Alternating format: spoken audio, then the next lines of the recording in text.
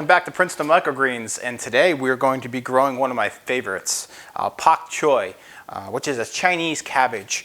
It's also well known as Bok Choy. They call it Pak Choi as a baby or as a microgreen. To be honest, I never even knew that. It's what it said. So we're going to be using 20 grams of seed per flat for this. Top sow, weigh it, put weight on top, and pretty much just like you can actually tell. It's hard to tell here in this shot, but it's very similar to like a broccoli seed, which is similar to all the rest of the cabbages and mustards. They all have pretty much the same seed, and so we pretty much go with that traditional 20 grams with a lot of our seed for when we sow. But yeah, let's get started.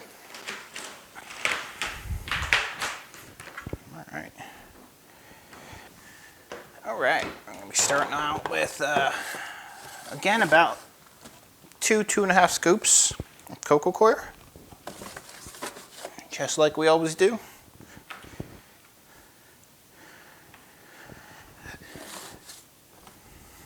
Beautiful.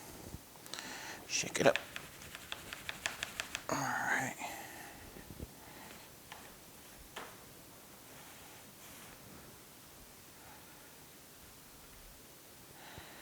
Get those corners.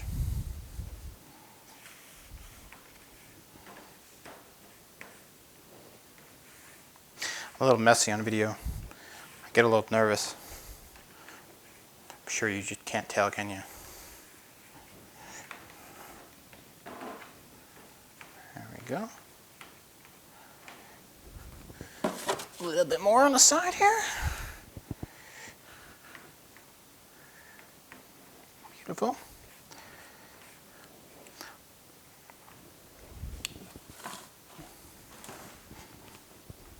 Boom. We're ready to go. Just because I'm a perfectionist. All right. Look at that. Beautiful.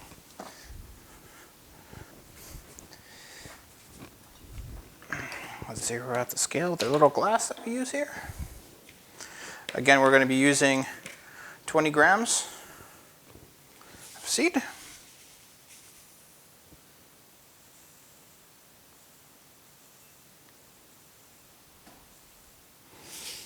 Okay.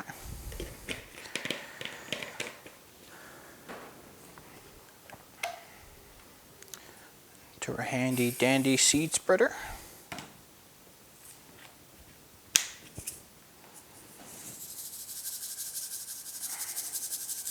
Beautiful.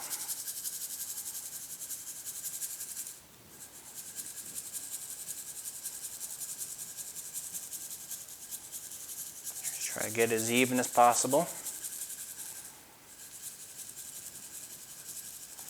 I see a lot of people using when they grow microgreens. They're really, I've seen people do 30, 40 grams. The more seed you use, the more issues you'll have. Because what's going to happen is they'll just be way too condensed, and they're going to, there's not going to be proper airflow. You're going to get issues, with them, dampening off and stuff. Where even if you have a fan on them, the fan just can't keep them dry enough. They're just so bunched up. There's moisture coming up from the coir when you water underneath, and you just find to have a lot of issues. At least I find to have a lot of issues.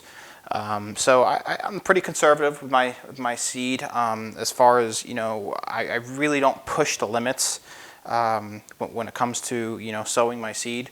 I go with what works for me, and traditionally 20 grams works for me. If I need more, I'll plant another tray. It's no big deal.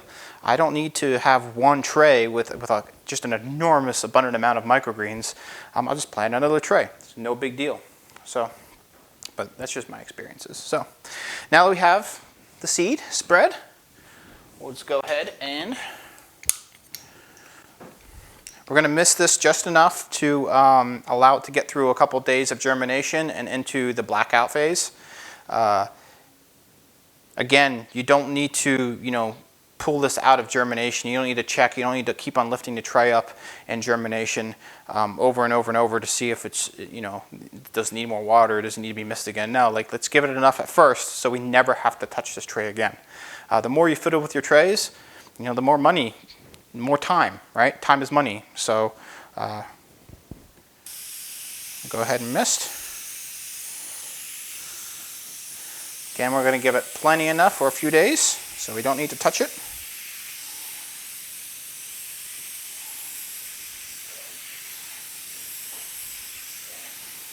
This should be good, just like that. Go ahead. What I'm going to do is I actually have another tray going. So I'm going to take this first, and I'm going to label it. Again, I'm using a dry erase marker. Works great on these trays. There's Pak Choi. It's a little wet. There we go.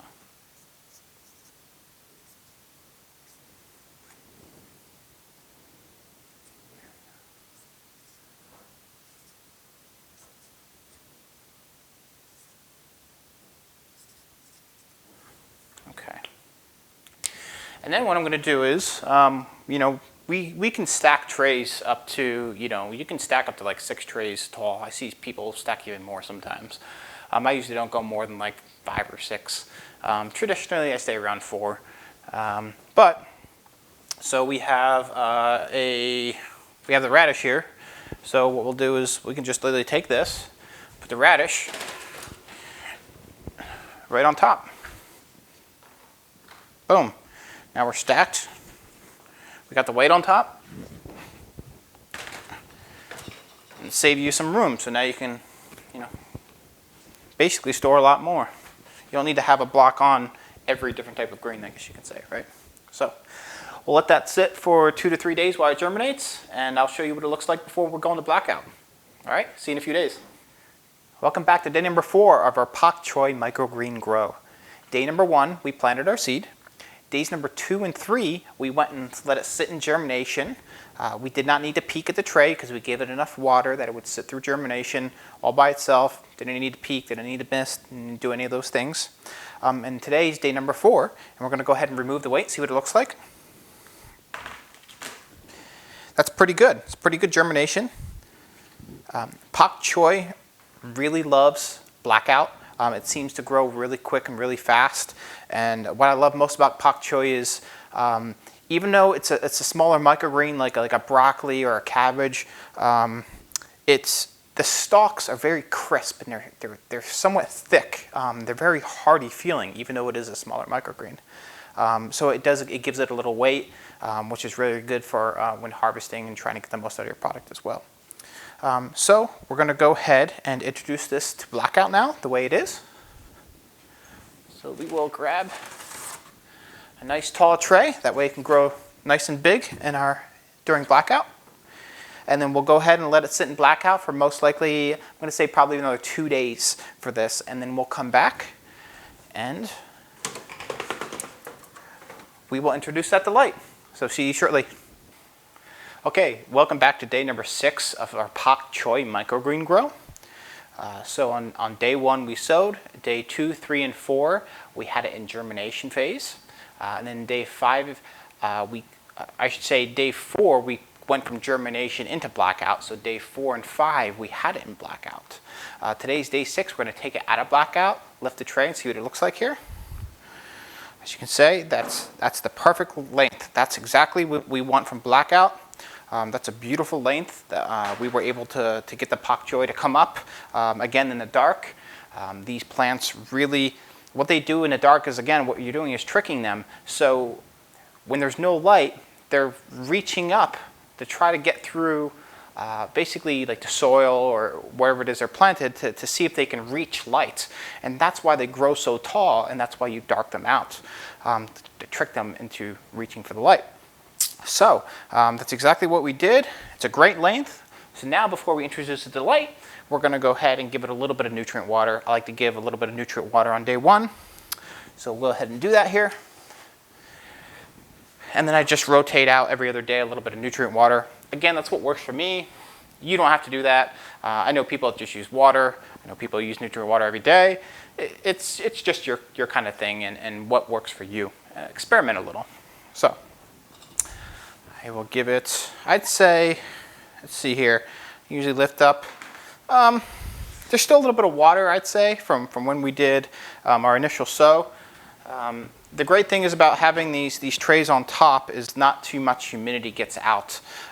It likes to basically kind of collect on top of these trays and then kind of drip right back down into the medium here. So your initial water when you sow really gets it through germination and blackout, no problem at all. I'm probably just going to do a cup of water with this. I just lift the tray up like so and just water right underneath here. The medium's still a little moist, so I don't need to overwater it too much here. And then now that we've watered it, we're just going to go ahead and introduce it to the light.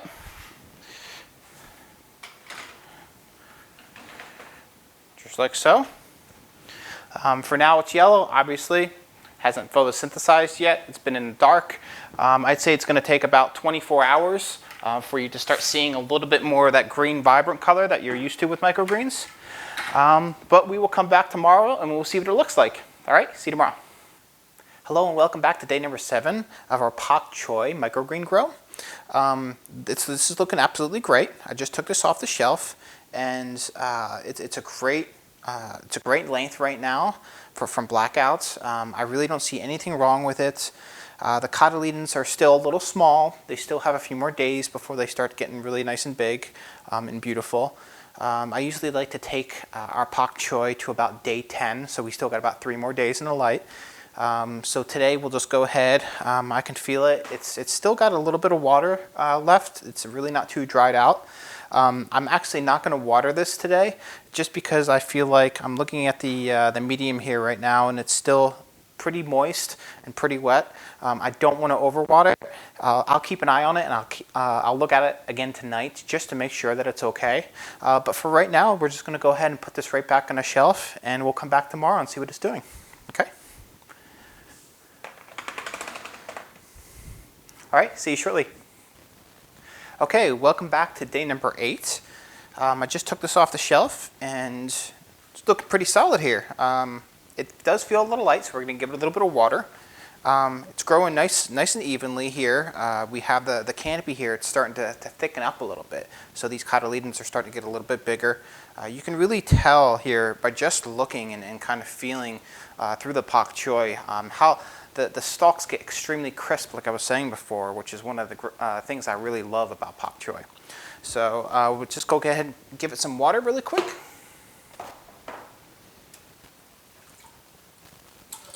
Doesn't need too much. I could see the medium still a little moist here, so it's no problem at all. I just feel it's getting a little light, so I'm just going to go ahead and give it about a cup of water, maybe a little less. So, all right. So now that we did that, we're just going to go introduce it right back to light.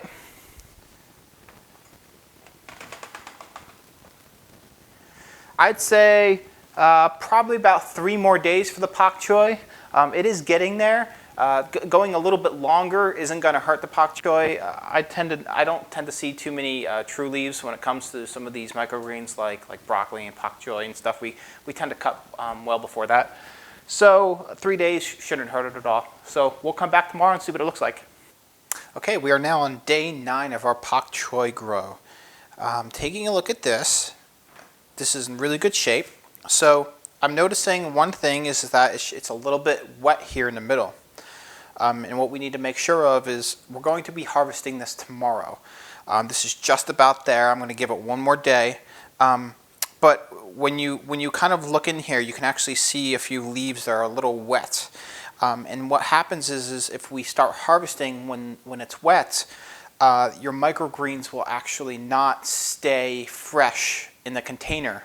They'll actually start rotting a lot sooner than what they would normally when they're dry. So what we're going to do is today when we put it back on the shelf for 1 more day, I'm going to start the airflow on some of these fans back here on these shelves, and that'll really allow, we're going to water it as well, but we're not going to give it as much water because we don't want that medium to be soaking wet and damp, because what it does is causes that kind of that condensation to come up and get caught in this canopy right here. So it's very important that we, again, we don't water as much and we keep the airflow going. That way tomorrow when we harvest, they're nice and dry and ready to go. So we'll go ahead and do that. I'll go ahead and just give it a little bit more nutrient water today since it's the last day. And there we go. Not going to give it much, maybe 3/4 of a cup or so. Just enough to keep it going until tomorrow. Keep those roots happy. There we go. Go to put it right back on the shelf here. I'm actually gonna put it on the bottom shelf. This radish over here is kind of overflowing. Sometimes when you're putting the trays back, you'll damage the plants next to it. They'll kind of get caught in the trays, and I don't like messing around with that too much. I have enough space here, so I just put it on the bottom rack. That way you can get this radish to spread out a little bit. But other than that, we'll come back tomorrow to see what the Pak Choi is doing, and hopefully harvest. All right, see you shortly. And welcome back to day number 10, our final day, harvest day of our Pak Choi grow. It's a little bit later in the day. This was a little damp inside, so I actually put a fan on it for part of the day to kind of dry it up, to make sure it's as dry as possible. You can kind of open it up and kind of stick your fingers in here and feel. You'll be able to feel right in the middle whether or not there's a little bit too much moisture. We don't want any moisture at all. So I didn't water this morning, and then I went and put a fan on it, and that got us to the point now where this is perfect for harvest now. So it looks great. I don't see any issues with it at all. There's no mold. It looks super healthy. There's no dampening off, nothing. This is a perfect crop right now to go ahead and harvest. So let's go ahead and do that. But first we need a few things. I definitely need our knife first. And then I also have some plastic-free, biodegradable containers here made from cornstarch. These are our 2-ounce containers that we use. They are actually 24 ounce by volume, but they fit about 2 ounces of microgreens perfectly, so we use these. I have some humidity packs here to suck in all the humidity from the containers. And then we have some labels as well with Pak Choi and the date we're harvesting, the weight, and some information on here as well that we use to label. And of course a scale to go ahead and measure 2 ounces of microgreens into each container here. So let's go ahead and get started with that. Okay, first we're going to zero our scale out really quick here. Obviously with our container on there and with our little packet there that says do not eat. And then we're just going to go ahead, grab this by the corner here, and just start cutting as close to the coir as possible without getting too close that you're going to pick up a coir. Every once in a while you might pick some up. Just go ahead and beautiful. This you can feel the difference with Pak Choi compared to other microgreens. It actually feels very crisp. Some microgreens are very lanky. They tend to just kind of like flop around. Pak Choi is extremely crisp and it has a great crunch to it, which is why it's one of my favorite microgreens. It's also got a really great fresh flavor that's not overbearing. It's a very mild cabbage flavor. And they go good with just about anything. I love to mix them in with, my favorite thing to do is when I make a really good ramen, like a Japanese style ramen, that goes great in it because they're so crispy. So I just kind of take this, and sometimes I just make sure that all of the greens don't have any coir on it. Sometimes you get some of the holes on here that look like it's coir, and it's just kind of that at the outside of the hole here, but that's no big deal. Those are all edible. So as you can see, I kind of go back and forth to make sure this is nice and pretty in the container here. Left to right, left to right. And the reason why I go right into the container, as you can see, is because of how beautiful it is. When you go into a bowl first, it gets a little messy, and you're just putting clumps of microgreens in a container, and then it just turns into a big ball of yarn, essentially. So this is perfect. So we're going to take this now, go ahead and put our label on it that we printed on a computer. And boom, now we have a beautiful package of Pak Choi microgreens ready to go. We sell our Pak Choi at the market for $6 for 2 ounces. And I know that probably sounds a lot to some of you, but the demographic that I'm in, the geographic location, I should say, I'm in the state of New Jersey, and I'm really close to Princeton University and so forth. So it's actually a very expensive area to live. New Jersey in general, I think, is like the second highest cost of living state in the country, next to California. We have some of the highest property taxes and so forth. So the point is what I'm getting at is the value of a good quality product here is much higher in my state than it would be in somewhere like, I'm just going to choose a state kind of out west a little bit, but like a state like Utah or Colorado or something along that line, I'm guessing, or Ohio or Missouri or whatever you want to call it, out west, you're not going to get as much. And as well as also some other countries as well. Talking about the U.S., but worldwide, it's the same way. So I guess the best thing to do to figure out what you should charge for your microgreens is do a little research. Go online, find out who's close by, find out who your competition is. And don't forget that you can kind of figure it out on your own what your time is worth to you as well, right? That's actually a really key point. If you know how much it's going to cost you to grow your microgreens, and how much it's going to cost for your coir and your seeds, and your lighting system and so forth, or if you have a system that's technically outdoor, in like a greenhouse where you actually don't need to use lights, so it's a little less expensive, then you might be able to give a better deal on your greens. But that's what we charge here, and we seem to do okay at that price.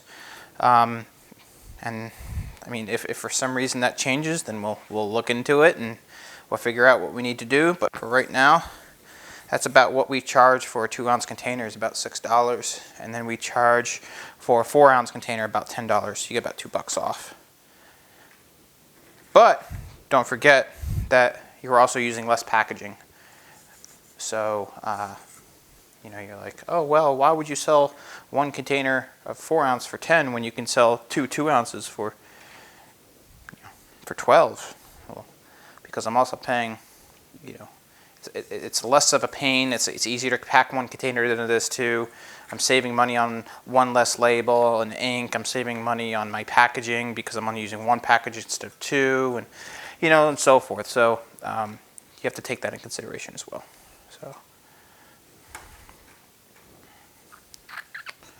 So we were almost there. It looks like we're going to get about 3 packages of this Pak Choi, and hopefully I have a little extra because I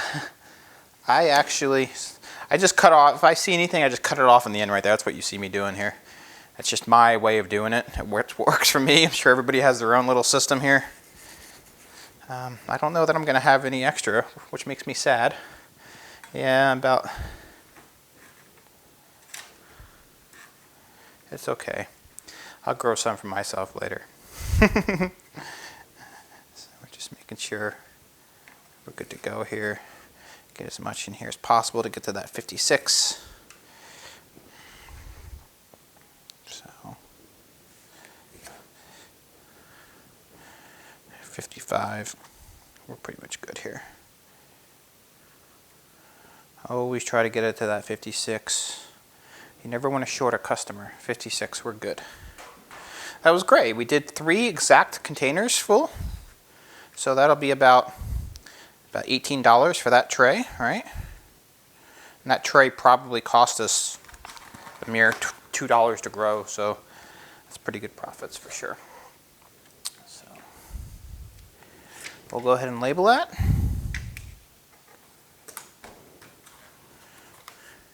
And that, my friends, is our Pak Choi microgreen grow. Hope you guys learned something. Like I said, I wish I could, I'm going to go ahead and taste this right now. I said, I don't know if you can hear the crunch. Super crunchy. Oh, just a tremendous fresh green flavor.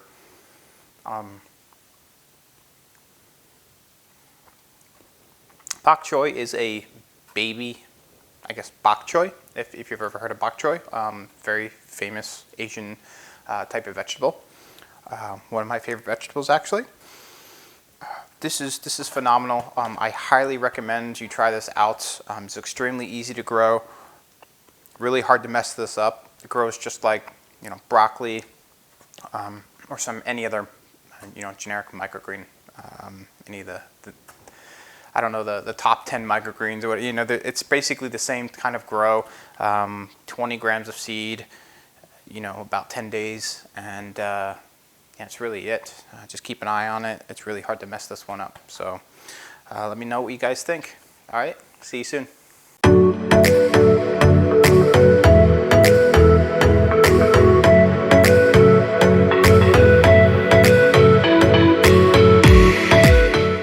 Hello everyone, Peter here from Princeton Microgreens. I hope you enjoyed this video.